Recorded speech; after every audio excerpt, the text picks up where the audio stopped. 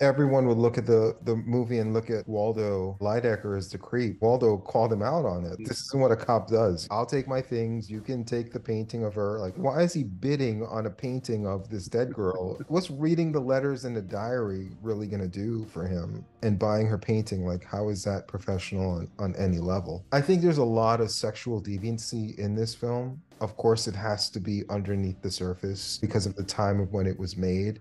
But you have Lydecker when we're introduced to him, he's naked in his tub with this strange man in his apartment that he's never seen before. And he's just saying, hey, like, toss me that little towel to cover. Like, what's that towel going to cover? It was like a hand towel he tossed him. And then he gave Yeah. him his robe, and the camera pans away, but clearly he's standing up naked in front of the detective who is looking at him. I haven't read up on the actor. I don't know if the actor is straight or not, but he certainly comes off as a gay man, the actor himself. And I think he plays the character that way. I don't think it's by accident we would question his sexuality in the movie. I thought his performance stole the show. Like he was very good. Clifton Webb. I think he got an Oscar Yes. nomination as well, well-deserved Oscar nomination. I think he came from the stage and this was one of his first screen roles. He had this relationship with Laura, but it didn't seem sexual in any way.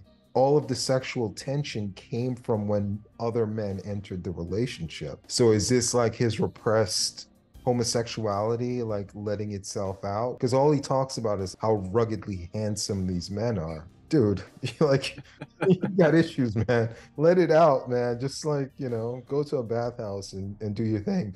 But It's almost like a Pygmalion or a My Fair Lady kind of thing, where he kind of created Laura. He found her when she was kind of nothing, and it's through him, and he gave her all of her, in a way, her taste and her style, and he told her how to dress. He introduced her to the right people. So in a way, it's like he's fallen in love with the statue that he created, or the painting that he created, or in this case, the woman that he created. But he's it's almost he's in love with his own creation or something. I don't think he's in love with her, man. I still stick with like he's in love with the guys. I think maybe he would have been happy if she would have picked the right guy.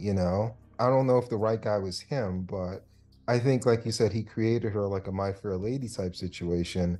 But I think his Frankenstein was supposed to go with a certain type of guy. She was going for the wrong type of guy. He wanted a guy like more distinguished like him, but I don't know if he was the guy. And if he felt that way about him, then Laura was kind of cruel because why is she stringing him along if there was nothing there? If he's really straight and she knows that he wants her, if that's really the dynamic of their relationship, she's openly flirting and dating men in front of him. And then she calls him out and say, like, you're the problem. You keep being mad that I'm with other guys. To me, that's like you come home and your wife says, I'm tired of you impeding on my dating life. It's like, wait a minute, I'm your husband. Of course I'm going to impede on your dating life. So if they really had that type of relationship, like, of course he's going to get in the way of those relationships. It's just a very strange dynamic with those two. If he's not gay, it makes Laura look like the bad person. And if he is gay, then it makes more sense. Then you have the necrophiliac cop in love with a dead girl. And his behavior to me gets even worse when she's alive.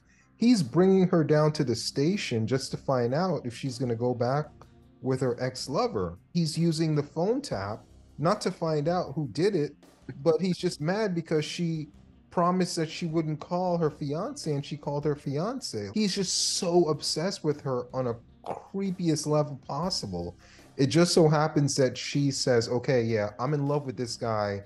Their only interactions is him constantly badgering her about her love life, or she's the murderer. How do you fall in love with someone like that? And in the timeline of this movie, they've been together maybe like 2 days. And in those 2 days, twice he accused her of murder. He accused her fiance of murder. He badgers her about her love life. What in their interactions, in their very, very brief interactions, would make her fall in love with him? It just doesn't make any sense. It's just a lot of creepiness all the way around. And you have Anne Tridwell, played by Judith Anderson, great actress. Her relationship with Shelby Carpenter, the Vincent Price character, she openly admits, yeah, like, yeah, I'm older, like, I'm not that attractive, but I have money.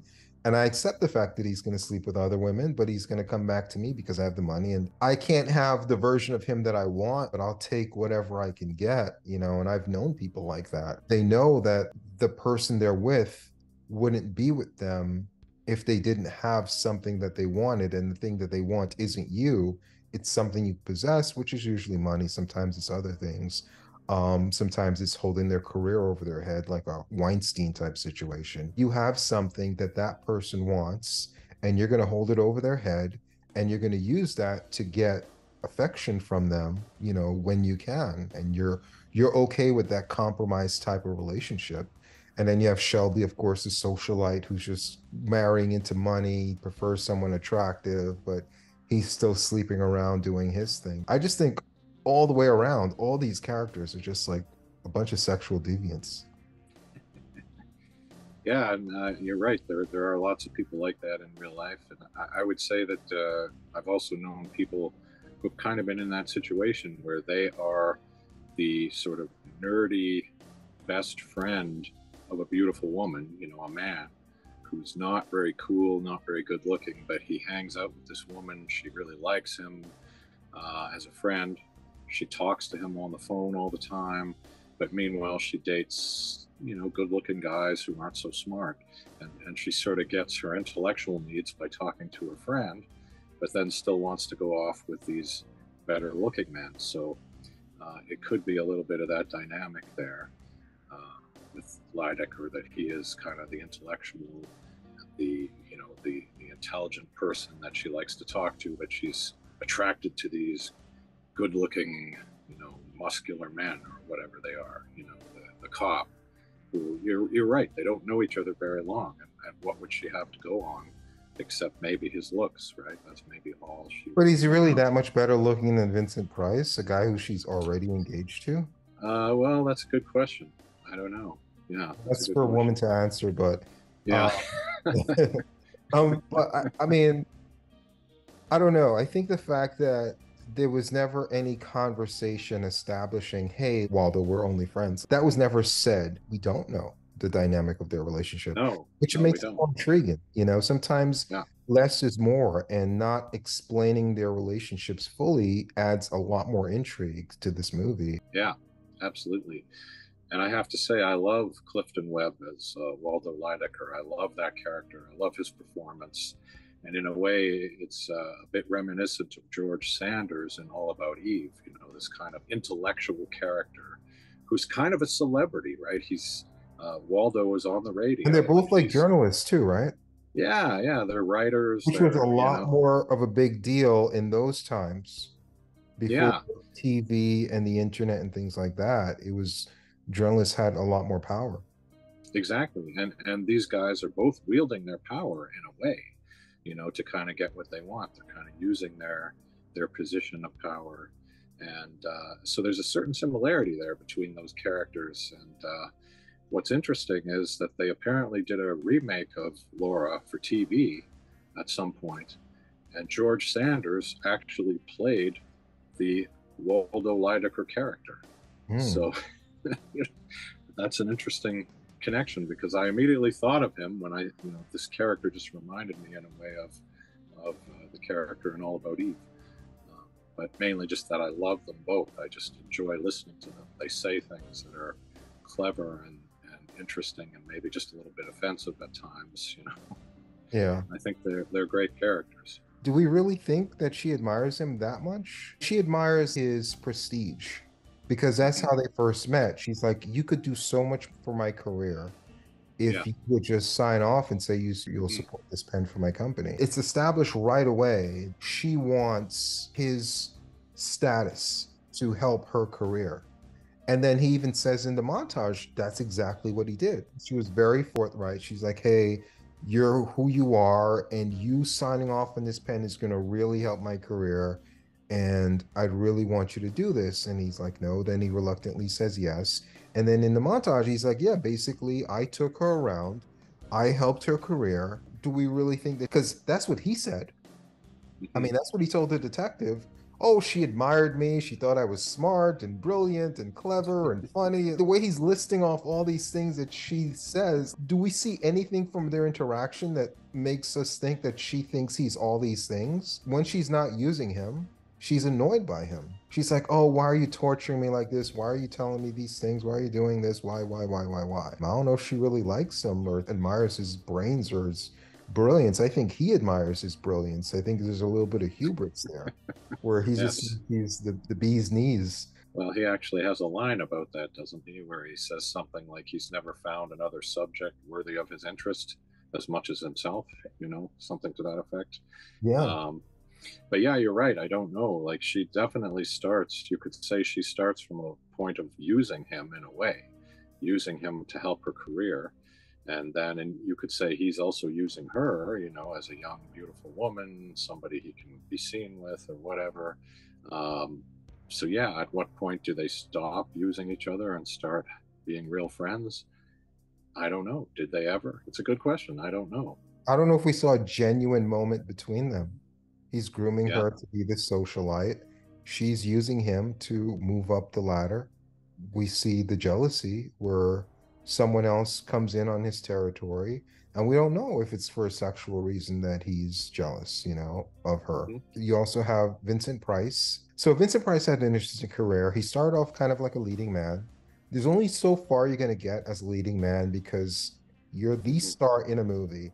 Like, how many movies are going to say, I'm going to forego Cary Grant, which just seems to be a staple of every podcast. That's right.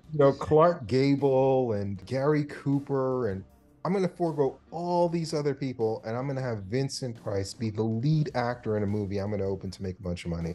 It's only so far you're going to go in that era because there were a lot of great leading men back then. So his career didn't really go too far from that aspect. But he did start off in stage, went into movies because he's tall, handsome, leading man. Then he became more of a character actor. He got a lot of supporting parts, and this is one of them. Before he finally established himself, when he started to get to middle age, where he started to get into those horror movies, American International, those type of movies where he really became a household name. Then he went Yeah. into comedies and TV and commercials and stuff like that and became more of like a social icon. House of Wax, I think, may have been where he really kind of became a horror guy in a way. I When think The Corman, Shock may have been like his first like successful movie where he was the lead actor.